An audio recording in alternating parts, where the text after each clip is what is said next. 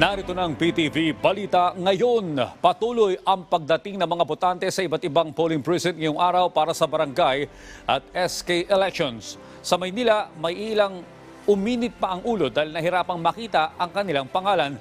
Kamustahin natin ang sitwasyon doon. May report ang aming kasamang si Daniel Manalastas live. Daniel? Audrey, maagang ang bumoto ang mga taga Maynila para sa barangay at sangguniang kabataan elections.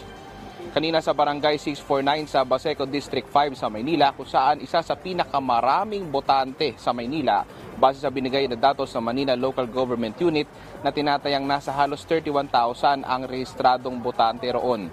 Mahaba ang pila sa voting precinct pero maayos naman ang naging sistema sa botohan.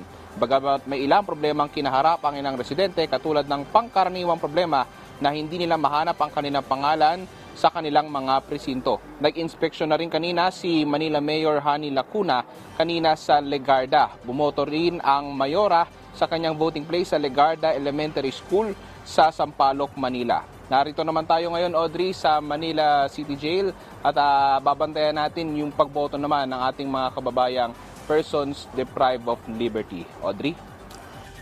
Maraming salamat, Daniel Manalastas. Samantala, inatasan ni DILG Secretary Benhur Abalos ang Bureau of Jail Management and Penology na tiyaking maayos ang pagboto ng mga Persons Deprived of Liberty o PDL ngayong araw.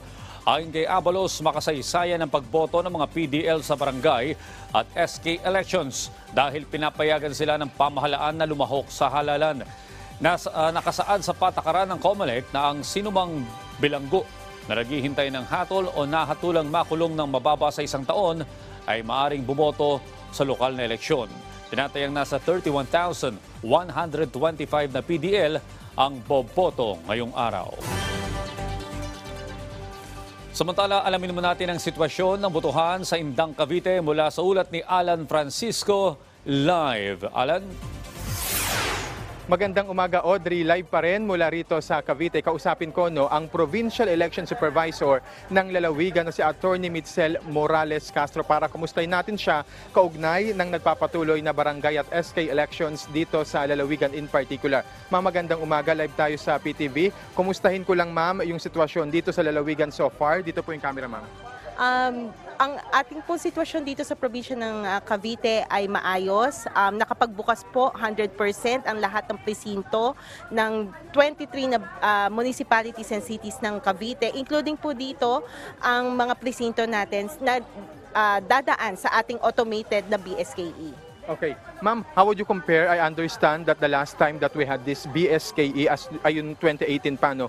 Kamusta, ma'am, so far ang comparison? Bagamat medyo maaga pa yung oras, no? Pero how would you compare so far, ma'am? Tahimik, napakatahimik. And if you can see dun sa ating labas, kakaunti ang ating mga tarpaulins. So comparing it to 2018 na lalo sa mga voting centers na hitik ng mga tarpaulin, dito po napakalinis at payapa po talaga. Ma'am, sa kabuang bilang, I understand that Cavite is considered as the second vote-rich province sa buong Pilipinas. Ilan ba ang kabuang bilang ng mga botante rito, ma'am? Okay, as of ito pong boboto para sa ating barangay elections ay nasa around 2.9 million po tayo. But including the SK or Sangguniang Kabataan voters, from age 15 to 17, nasa 3.1 po tayo. 3 million. Okay. Ma'am, I understand meron pa ring ilang mga kandidato na talagang may mga nagpaparinigan. Anong ina-advise sa kanila, ma'am? Ito po ay in-emphasize po natin during our peace covenant signing na hindi po natin kailangan ng maduming pamumulitika at kampanya. Kung gusto po talaga ng tao, iboboto at iboboto. Hindi na po natin kailangan magsiraan.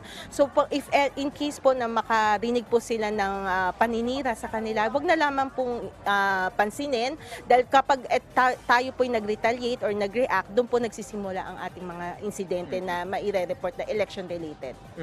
Ma'am, para naman sa ating mga botante, anong message mo sa kanila dahil hanggang alas 3, I understand, yung ating pagboto rito, particular sa Cavite? wag na po nilang hintayin na mag-alas 3.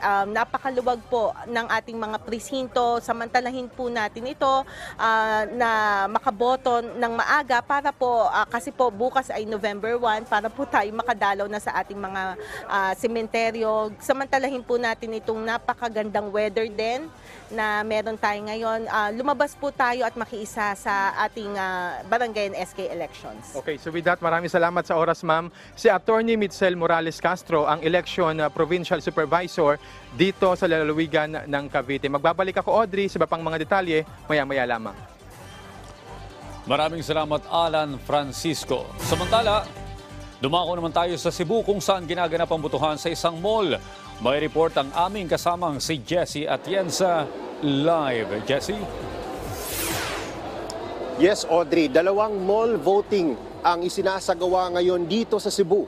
Una na dyan dito sa Cebu City, dumagsa ang nasa 2,000 mga registered voters para sa barangay at SK elections para sa mall voting. Lahat ng ito ay nakarehistro para sa barangay Parian at merong 5 clustered precincts na makaka-accommodate ng mga botante para dyan dito.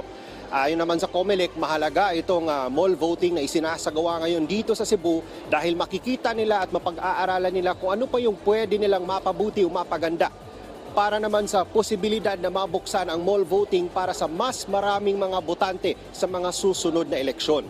Kanina, Audrey, dumaan din tayo dyan sa Guadalupe Elementary School kung saan isa ito sa malalaking polling center sa buong lungsod ng Cebu at inaasahan ang pagdagsa ng nasa 60,000 mga botante para sa barangay at SK elections. At kung may dadagdag lang din natin, Audrey, na ipagpaalam sa atin kahapon ng Visayas Command ng Armed Forces of the Philippines na nakapag-deploy na rin sila ng 2 air assets dyan sa probinsya ng Negros Oriental, isang Black Hawk at isang Bell helicopter.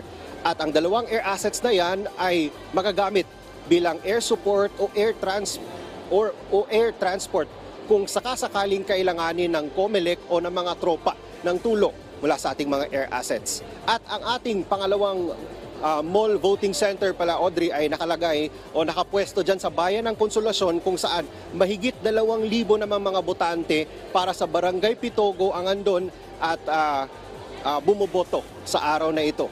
At yan muna ang mga huling balita mula dito sa Cebu. Balik sa inyo, Audrey. Daghang salamat, Jessie Atienza. Sa iba pang balita, bumoto na si Pangulong Ferdinand R. Marcos Jr. para sa barangay at SK elections. Pasado alas 7 kanina, bumoto ang Pangulo sa Precinct 0036A sa Mariano Marcos Memorial Elementary School sa Lacub, Batac City. Halos ilang minuto lang tumagal ang pagboto ng Pangulo at agad itong lumabas ng presinto. Naging maayos din ang sitwasyon ng botohan sa nasabing presinto sa kasalukuyan. At yan ang mga balita sa oras na ito. Para sa iba pang update, i-follow nila kami sa Facebook at Twitter sa @PTVPH. Ako po si Audrey Goriseta. Magandang umaga.